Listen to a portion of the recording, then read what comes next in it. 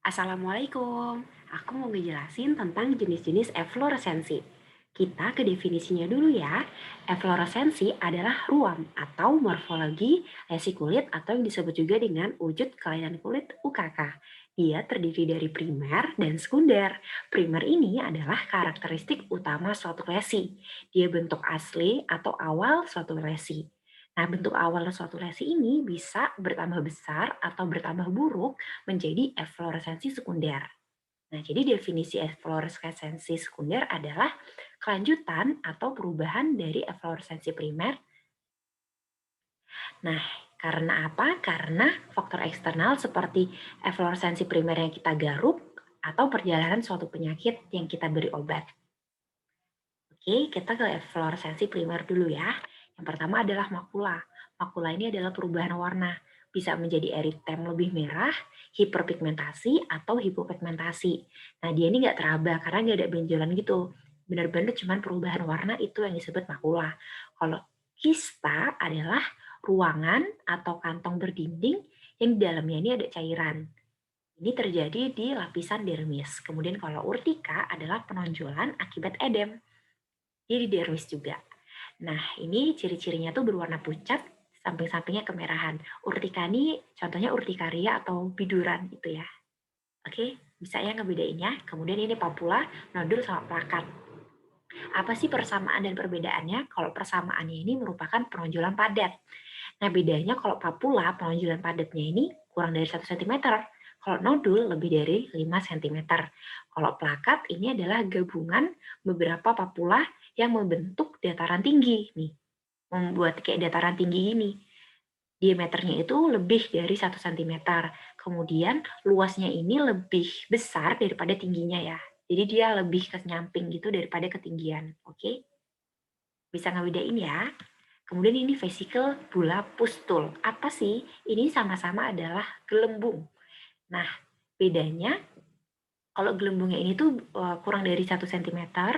Kalau vesikal, kalau bula ini lebih dari 1 cm. Kemudian isinya ini adalah jernih, serous, hemorrhagic, atau infiltrat. Nih, ya. Nah, dia ini vesikal ini bisa jadi efloresensi primer, jadi pustul atau erosi.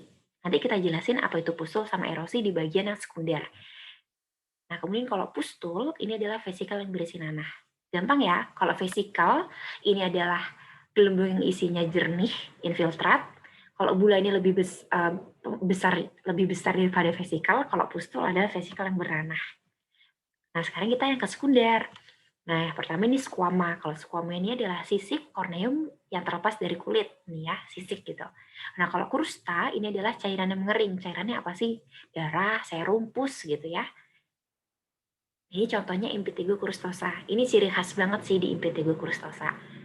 Nah, kemudian ini ada erosi, ekskoriasi, sama ulkus. Sebelum itu aku mau ngasih review sebentar. Di sini kan lapisan kulit itu pertama ada dermis ya.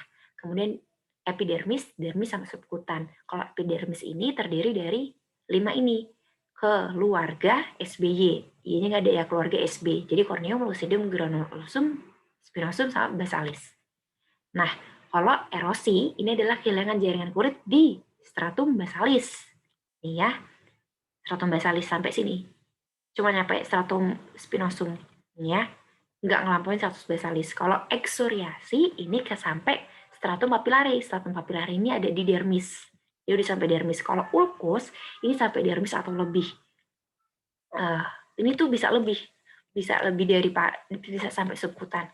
Apa bedanya eksoriasi sama ulkus?